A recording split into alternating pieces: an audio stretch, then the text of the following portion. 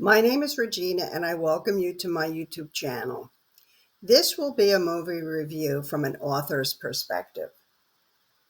The name of the movie is Gosford Park, and it was produced in 2001 by Robert Altman, Bob Balaban, and David Levy. It was also directed by Robert Altman. Now, the script was written by Julian Fellows, the writer of Downton Abbey. And in my opinion, this script is a masterpiece. Another masterpiece for Julian Fellows. It was nominated for 7 American Academy Awards: Best Picture, Best Director, and Best Supporting Actress for both Helen Mirren and Maggie Smith, and it won Best Original Screenplay. However, this movie was up against A Beautiful Mind, which swept the awards. But If I Was Queen, Gosford Park would have gotten Best Picture, and Maggie Smith would have gotten the Best Supporting Actress Award, and I would have also given Bob Balaban a Best Supporting Actor Award too. By the way, this script and movie came about from Bob Balaban's idea to make a movie about how the upper classes and the servant classes interact. He introduced everyone and got the ball rolling. He plays Weissman, a producer from Hollywood, who is an outsider among these elitists. He plays a serious role, but watching how he interacts with the British snobs and how different the culture of Hollywood is from these aristocrats in Great Britain is so funny. So let me do a short plot summary without any spoilers. In 1932, wealthy industrialist Sir William McCordle, his wife Lady Sylvia, and their daughter Isabel hold a shooting party at their country estate, Gosford Park. Lady Sylvia's sisters and their husbands and a few friends are invited to the party as well.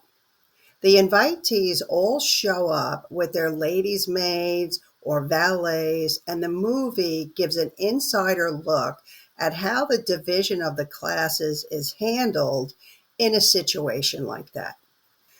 Sir William's cousin, Ivor Novello, who is a movie actor and a matinee idol, also comes to the party, and he gets an invite for a Hollywood producer, Morris Weissman, who wants to attend the party for his own reasons. That's the setup. Now, there is a crime that occurs with a subsequent police investigation that plays out in the movie, but there's much more going on than that. This is really a study of the British class system during the 1930s and how these two classes needed each other, used each other, and what they really thought of each other. But let's focus on who to watch. Maggie Smith's character was my favorite. No one on this earth could play a stuck-up old aristocrat who is almost always offended better than Maggie Smith. She delivered insults to Ivor the actor that were so ruthless, they were comical. And you haven't lived until you hear her complain about her new lady's maid.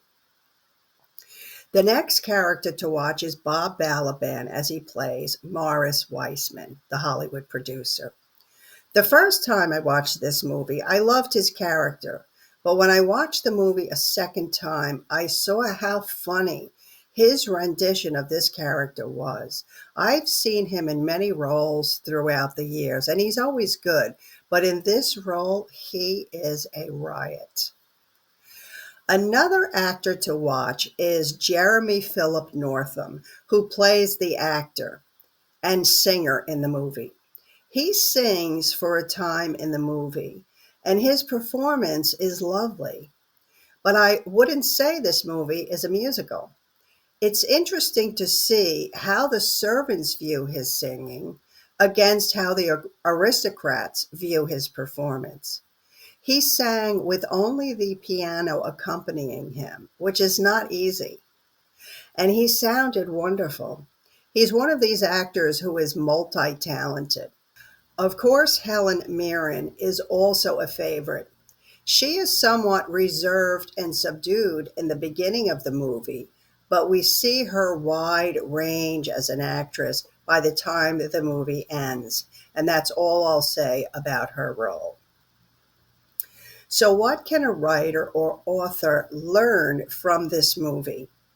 The most enjoyable aspect of the movie is the class interaction, how the blue bloods treat the servants and how the servants talk about their bosses behind the scenes. As Americans, it's hard to believe this kind of thing went on in the 1930s, but it did. The writer, Julian Fellows' script was masterful because every word spoken contributed to the movie.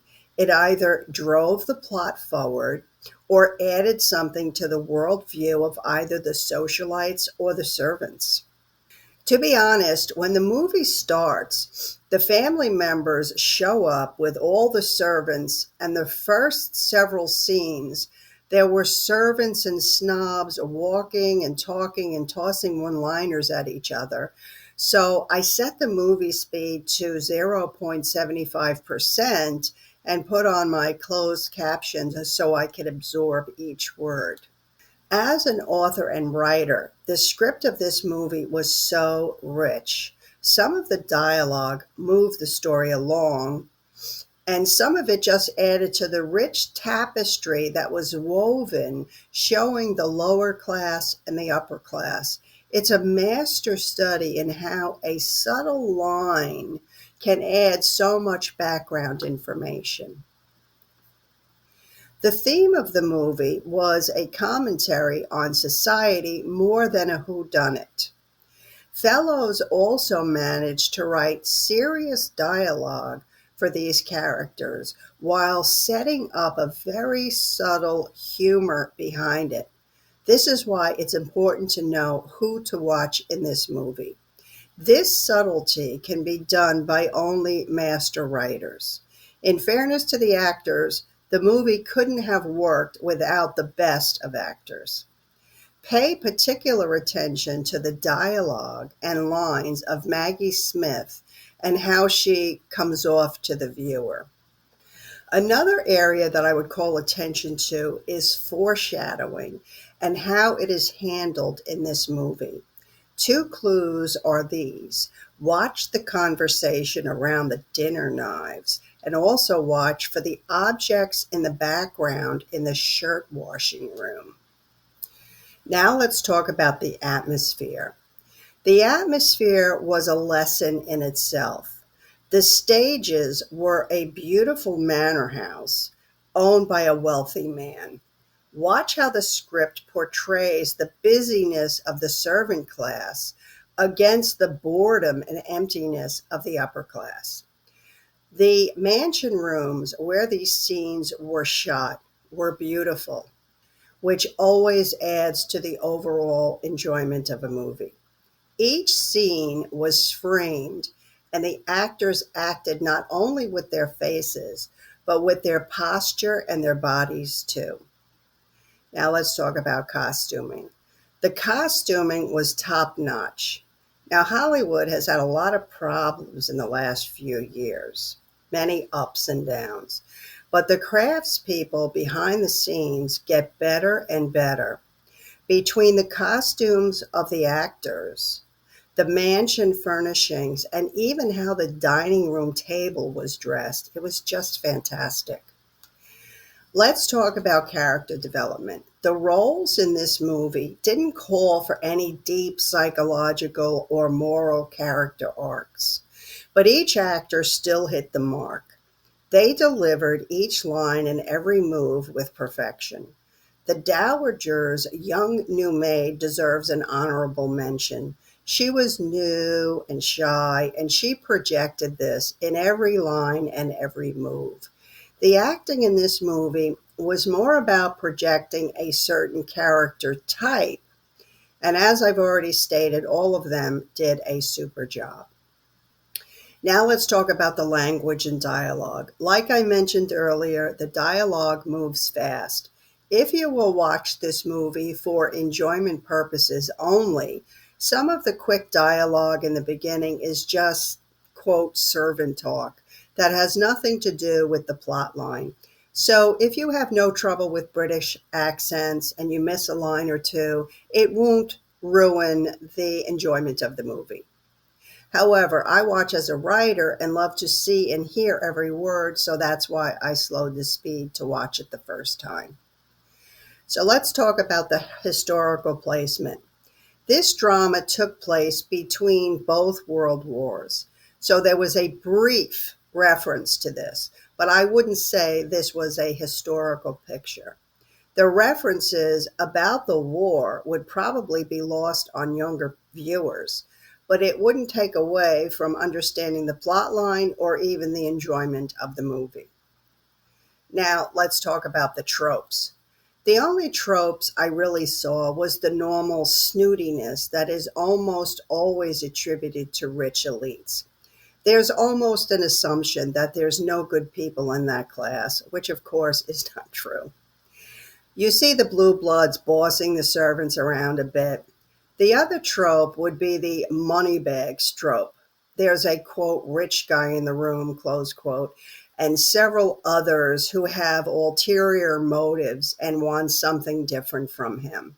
I find both of these tropes enjoyable, so I had no problem with them. Now let's talk about the movie pace. For me, the movie moved very quickly. I watched it twice within 2 weeks and I was never bored. I actually got more out of it the second time. Now let's talk about the moral tale. This movie was a satirical look at the classes in society, which was enjoyable by itself. But it also told the moral tale of a mother's love, being able to give everything for a child she loves, even when the circumstances were not perfect. Now let's talk about recommendations. I would recommend this movie to anyone, just as a movie to watch for enjoyment. I would recommend this movie to writers and authors who are interested in learning about projecting the differences in societal classes. And there's a lot to be learned about writing about a house party and how to manage all that's going on. It's also a good storyline to learn about writing for a large cast of characters, and you have limited space to develop any character too deeply. If you are interested in writing satire, this would also be a great choice to study. I know I will watch this movie again and again as I loved every minute of it. I hope you enjoyed the movie review. If you did, I hope you'll take a moment to give me a thumbs up and subscribe to my channel. Every thumbs up helps. I'll leave you with a snapshot of my books that are available for purchase on Amazon. Right now, they are almost all in Kindle Unlimited, and I hope to see you in the next review.